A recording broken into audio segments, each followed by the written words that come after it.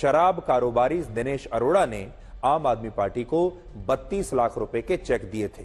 लेकिन इन्हीं आरोपों पर आज जब सुप्रीम कोर्ट में बहस हुई तो ईडी ने अदालत से कहा कि वो संजय सिंह को इस मामले में जमानत देने का विरोध नहीं करेगा और इसी के बाद सुप्रीम कोर्ट ने इस मामले में संजय सिंह को जमानत दे दी है। अब यहां महत्वपूर्ण बात यह है कि सुप्रीम कोर्ट की जिस 3 जजों की बेंच ने यह फैसला सुनाया, उसने सुनवाई के दौरान यह कहा कि इस मामले में ईडी को अब तक कोई पैसा बरामद नहीं हुआ है और दिनेश अरोड़ा ने भी अपने पहले 9 बयानों में संजय सिंह का नाम नहीं लिया था, जिससे ईडी को यह स्पष्ट करना चाहिए कि अब उसे संजय सिंह की और कस्टडी चाहिए या नहीं। और इसी सवाल पर ईडी ने सुप्रीम कोर्ट से कहा कि उसे संजय सिंह को इस मामले में फैसला आने तक अब जमानत देने में कोई आपत्ति नहीं है, यानी ईडी को अब संजय सिंह की कस्टडी नहीं चाहिए। और यही बात अभी बहुत सारे लोगों को समझ में नहीं आ रही कि ईडी ने संजय सिंह की जमानत देने का विरोध क्यों नहीं किया। तो इसकी 2 वजह हो सकती हैं। उससे पहले मैं आपको बताता हूं एक वजह जिसके बारे में सबसे ज्यादा चर्चा हो रही है। एक वजह तो यही हो सकती है कि हमारी जो जुडिशरी है वो पूरी तरह से स्वतंत्र है, ईडी पूरी तरह से स्वतंत्र है, ईडी मेरिट पर चलती है और हमारी अदालतें भी मेरिट पर चलती हैं, वो किसी के कहने पर नहीं चलती। अगर किसी के आदेश पर चलती होती ईडी तो फिर जमानत होने नहीं देती। तो इसलिए पहली जो सब जगह जो चर्चा है जिस बात की, जो सरकार भी चाहेगी कि लोग इस पर यकीन करें, वो ये कि हमारा पूरा जो प्रोसेस है, चाहे न्याय का जो प्रोसेस है, जो सुरक्षा एजेंसियों का जो प्रोसेस है, ये पूरी तरह से निष्पक्ष है। लेकिन इसके अलावा एक वजह तो यह हो सकती है कि ऐसे मामलों में जब सुरक्षा एजेंसियों को किसी आरोपी की कस्टडी की आवश्यकता नहीं होती तो वो आरोपी की जमानत याचिका का कोर्ट में विरोध नहीं करती। और ऐसा अक्सर होता रहता है और ऐसा बहुत बार हुआ है और आज भी ऐसा ही हुआ है। जब जरूरत ही नहीं है कस्टडी की तो फिर ईडी जबरदस्ती क्यों कहेगा कि हमें कस्टडी चाहिए। हालांकि यह भी हो सकता है कि अगर ईडी संजय सिंह की जमानत का विरोध करता तो फिर सुप्रीम कोर्ट दोनों पक्षों की बहस के आधार पर अपना फैसला सुनाता, यानी लीगल मेरिट्स के आधार पर फैसला सुनाता। और ऐसी स्थिति में तब सुप्रीम कोर्ट की तरफ से इस मामले में ईडी की जांच को लेकर कोई उल्टी टिप्पणी भी आ सकती थी। लेकिन क्योंकि ईडी ने जमानत का विरोध किया ही नहीं, इसलिए सुप्रीम कोर्ट ने भी ईडी या उसकी जांच पर अपनी तरफ से कोई टिप्पणी नहीं की और यह मामला यहीं के यहीं समाप्त हो गया। बस इतना करना पड़ा ईडी को कि संजय सिंह की जमानत हो गई। हालांकि सुप्रीम कोर्ट ने साफ साफ शब्दों में यह कहा कि संजय सिंह की जमानत को इस मामले में एक मिसाल के तौर पर नहीं देखा जाना चाहिए। मतलब है यह नहीं होना चाहिए कि अब संजय सिंह की जमानत हो गई तो बाकी के जो आरोपी हैं वो भी इसे मिसाल बनाकर सुप्रीम कोर्ट आ जाए और कहें कि इनकी जमानत हो गई तो हमारी भी होनी चाहिए। लेकिन अभी आम आदमी पार्टी संजय सिंह की जमानत का कुछ ऐसा ही जश्न मना रही है जैसे ये जो बेल हुई है ये बेगुनाही का सर्टिफिकेट हो। और लोगों के बीच ये नैरेटिव बनाने की कोशिश हो रही है कि जैसे संजय सिंह को इस मामले में सुप्रीम कोर्ट ने बेल नहीं बल्कि बरी ही कर दिया और उन्हें निर्दोष बता दिया। आम आदमी पार्टी और उसके नेता आज सुबह से ही इस जमानत को सत्य की जीत बताकर इसका जश्न मना रहे हैं और यह भी कह रहे हैं कि पीएमएलए यानी prevention of money laundering act के मामलों में अदालत से आरोपियों को जमानत मिलना बहुत मुश्किल होता है। पीएमएलए में अगर कोई फंस जाए तो फिर बेल नहीं होती और इसीलिए ईडी ने शराब घोटाले के मामले में आम आदमी पार्टी के तमाम बड़े बड़े नेताओं पर यही एमएलए की धाराओं में मामला दर्ज किया है ताकि ये नेता आगे चलकर छूट ना पाए, इन्हें बेल ना मिले। लेकिन संजय सिंह की जमानत से अब ईडी की जांच की पोल खुल गई है, ये आम आदमी पार्टी के नेता जनता को बाहर जाकर बता रहे हैं। तो पहले तो आप आम आदमी पार्टी का यह बयान सुन लीजिए, फिर हम आपको इस दावे का असली सच आज बताएंगे। जब सबसे बड़ी अदालत की तरफ से बेल मिलती है तो इसका मतलब ये है सेक्शन 45 पीएमएलए के तहत अगर बेल मिलती है और बेल अपोज की जाती है तो ये माना जाना चाहिए कि कोर्ट को लगा कि इस मामले के अंदर संजय सिंह दोषी नहीं है, इनोसेंट है। तो इसके बड़े रिपरकशन से बचने के लिए आज उनको बेल दी गई है और हम इसका स्वागत करते हैं।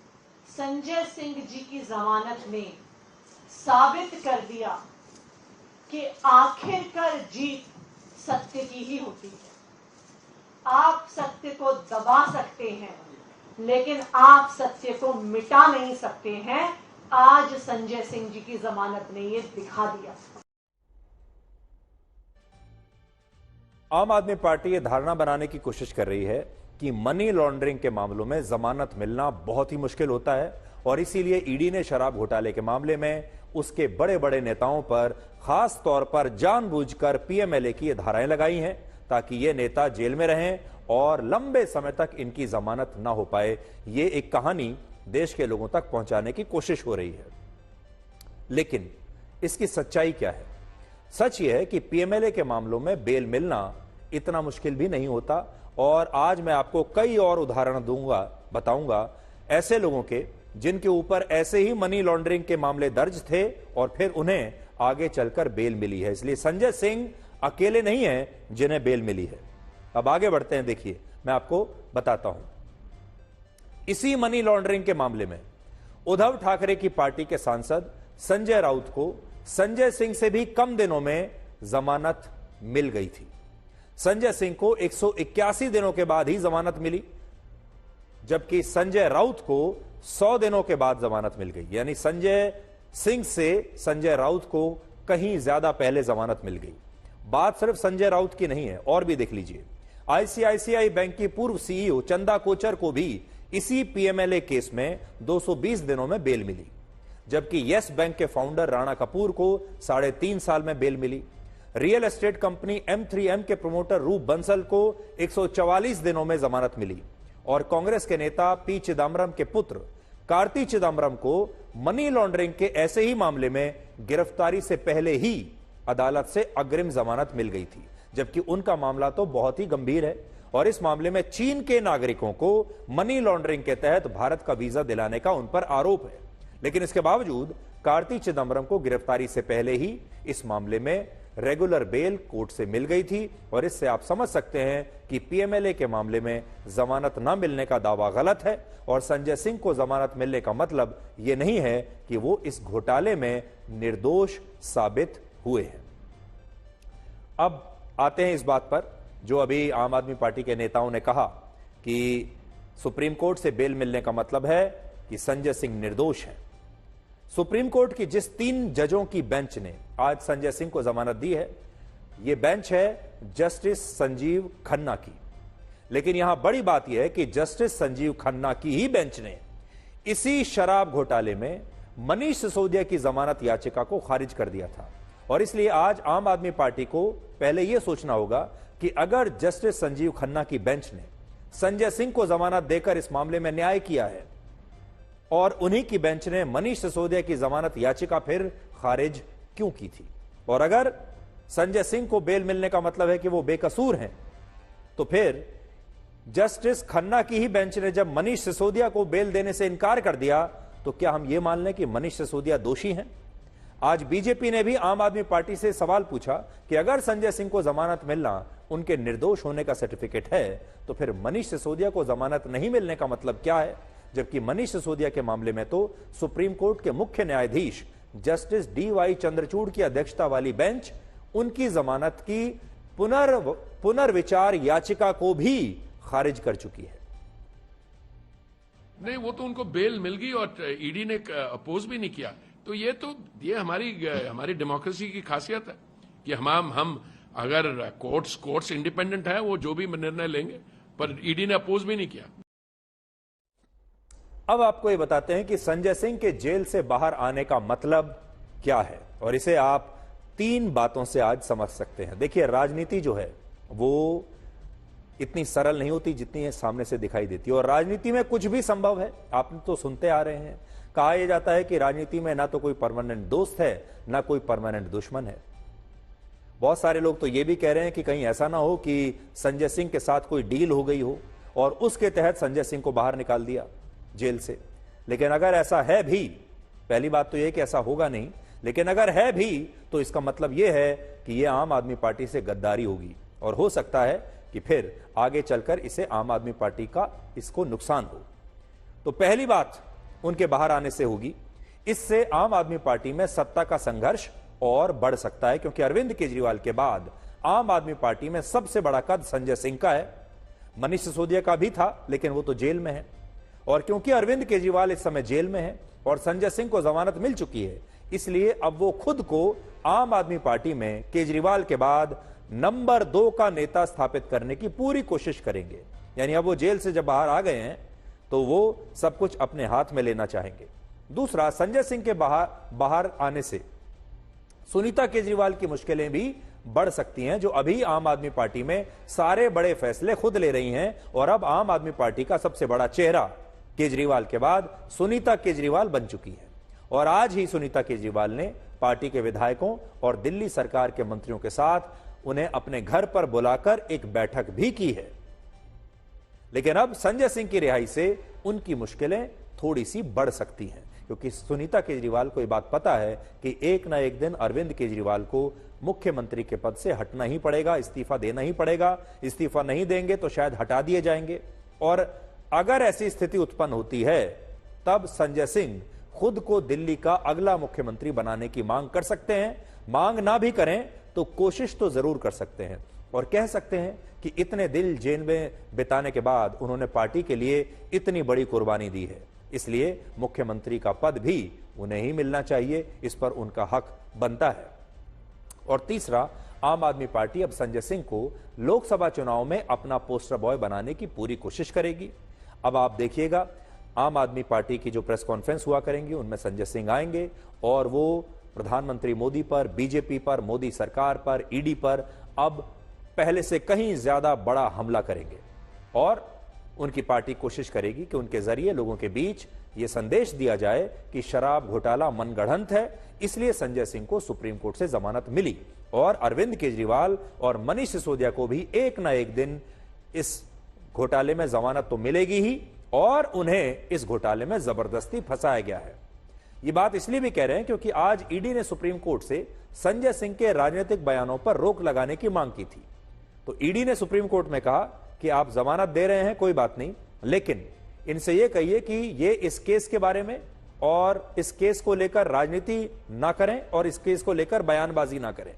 लेकिन सुप्रीम कोर्ट ने यह करने से इनकार कर दिया और कहा कि संजय सिंह अपनी जमानत के दौरान राजनीतिक गतिविधियों में शामिल हो सकते हैं, वो एक राजनीतिक व्यक्ति हैं, वो राजनीति कर सकते हैं। और आज संजय सिंह के परिवार ने भी उनकी जमानत मंजूर होने पर आज तक से खास तौर पर बात की है।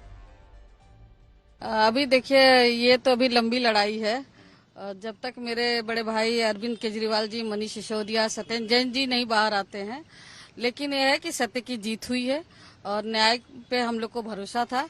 तो आज हम लोग के खुशी का माहौल तो है, लेकिन जब तक वो तीनों भाई नहीं आ जाते तब तक ये संघर्ष जारी रहेगा। बहुत खुश, दिल से खुश हूँ, बहुत दिल से खुश हूँ। मेरा निर्दोष बेटा था, वो निर्दोष, जरा सा उसके मतलब बेईमानी छुई नहीं थी, उसको जेल में डाल रखा था। आज छूटा है मेरा बेटा, हम बहुत खुश हैं, दिल से खुश हैं। बस यही मतलब यही, अब क्या कहें, हम जबान से कुछ निकल नहीं रहा मुंह से हमारे कि यार मेरा बेटा छूट गया। बस सबसे बहुत बहुत भगवान मालिक का बहुत बड़ा शुक्र है, बहुत बहुत बड़ा शुक्र है। आपको याद होगा 1 अप्रैल को ईडी ने कोर्ट में यह बताया था कि अरविंद केजरीवाल ने पूछताछ में उसे यह बताया है कि शराब घोटाले का मुख्य बिचौलिया विजय नायर उन्हें नहीं बल्कि आतिशी और सौरभ भारद्वाज को रिपोर्ट करता था। और अरविंद केजरीवाल के इस बयान पर आतिशी ने कहा कि वो आज इस पर एक बहुत बड़ा खुलासा करेंगी। वैसे तो 1 अप्रैल जो है उन्होंने कल ये ट्वीट किया था कि मैं कल सुबह 10 बजे एक विस्फोटक खुलासा करूंगी, लेकिन ऐसा लगता है जब आज उन्होंने प्रेस कॉन्फ्रेंस की तो ऐसा लगा जैसे आतिशी ने लोगों को अप्रैल फूल बना दिया। तो आज सुबह एक प्रेस कॉन्फ्रेंस जब उन्होंने की, इसमें खुलासे जैसा तो कुछ भी नहीं था और इसमें अरविंद केजरीवाल के बयान पर उन्होंने कुछ कहा ही नहीं। जबकि सबसे बड़ी जो बात थी, सबसे बड़ी जो खबर थी वो यही थी कि अरविंद केजरीवाल ने इनका नाम क्यों लिया।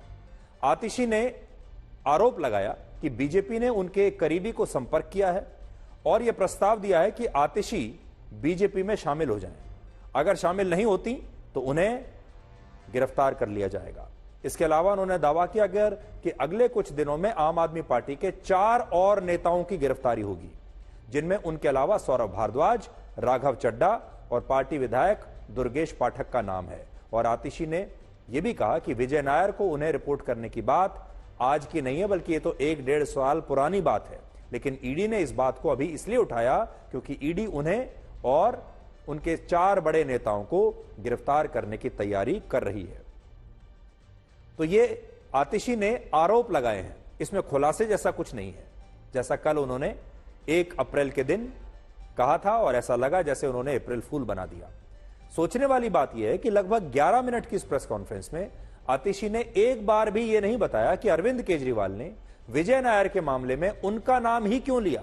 यानी जिस सवाल का आतिशी को जवाब देना चाहिए था, जिसका इंतजार पूरा देश कर रहा था, उस पर उन्होंने कुछ नहीं कहा, लेकिन वो बीजेपी की ही बात करती रहीं, आरोप लगाती रहीं, जबकि ये बात बीजेपी ने नहीं बल्कि खुद अरविंद केजरीवाल ने कही है कि विजय नायर उन्हें नहीं बल्कि आतिशी और सौरभ भारद्वाज को रिपोर्ट करता था। भारतीय जनता पार्टी का ये इरादा है कि आने वाले 2 महीने में लोकसभा चुनाव से पहले वो आम आदमी पार्टी के 4 और नेताओं को गिरफ्तार करने वाले हैं। वो मुझे गिरफ्तार करेंगे, वो सौरभ भारद्वाज को गिरफ्तार करेंगे, वो दुर्गेश पाठक को गिरफ्तार करेंगे और वो राघव चड्ढा को गिरफ्तार करेंगे। जो ईडी ने सौरभ भारद्वाज जी और मेरा नाम कोर्ट में लिया, वो एक ऐसे बयान के आधार पर लिया जो बयान ईडी और सीबीआई के पास 1.5 साल से मौजूद है। ये बयान ईडी की चार्जशीट में भी है, ये बयान सीबीआई की चार्जशीट्स में भी है। आतिशी ने तो विजय नायर को लेकर कोई भी खुलासा नहीं किया, वही बातें की जो सारी दुनिया पहले से ही जानती थी। लेकिन आज हम विजय नायर को लेकर एक बड़ा खुलासा आपके लिए करने वाले हैं। अरविंद केजरीवाल का कहना है कि वो विजय नायर से ज्यादा परिचित नहीं थे और विजय नायर से उनकी बातचीत बड़ी सीमित थी। लेकिन आज जब हमने आम आदमी पार्टी का फेसबुक पेज चेक किया, हम जरा ऐसे ही चेक कर रहे थे रिसर्च करने के लिए, तो हमें वहां एक ऐसी पोस्ट मिली जिसमें आम आदमी पार्टी ने विजय नायर को उनके एक ट्वीट के लिए धन्यवाद दिया हुआ था। यह बात है वर्ष 2015 की। यह ट्वीट वर्ष 2015 का है जिसमें विजय नायर ने यह लिखा कि उनकी कंपनी ने एक म्यूजिक फेस्टिवल करवाया था जिसके लिए उनकी कंपनी से दिल्ली सरकार ने कोई रिश्वत नहीं मांगी, जबकि पहले इसके लिए रिश्वत देनी पड़ती थी। और तब आम आदमी पार्टी ने विजय नायर के इस ट्वीट को फेसबुक पर पोस्ट करके लिखा कि एक म्यूजिक कंपनी उनकी सरकार की ईमानदारी की देखिए कैसे तारीफ कर रही है। यानी जिस विजय नायर के ट्वीट के जरिए आम आदमी पार्टी अपनी सरकार की ईमानदारी का ऐसे बखान करती थी, वही विजय नायर बाद में आम आदमी पार्टी का इतना खास निकला। तो आप सोच सकते हैं कि इस रिश्ते में इसके पीछे क्या सच्चाई रही होगी। और उसे आम आदमी पार्टी का मीडिया इंचार्ज भी बाद में बना दिया गया। और दिलचस्प बात यह है कि आम आदमी पार्टी के राष्ट्रीय संयोजक अरविंद केजरीवाल आज कहते हैं कि उनका विजय नायर से कोई लेना देना था ही नहीं, जबकि हमारे पास ऐसी तस्वीरें हैं जिनमें विजय नायर को अरविंद केजरीवाल के साथ देखा जा सकता है। एक तस्वीर तो यही है। आज भी ईडी ने दिल्ली हाई कोर्ट में अरविंद केजरीवाल की गिरफ्तारी को वैध बताते हुए कहा है कि विजय नायर शराब घोटाले में मुख्य बिचौलिया था और केजरीवाल को हवाले से आए पैसे के अलावा शराब घोटाले की पूरी साजिश के बारे में सारी जानकारी थी।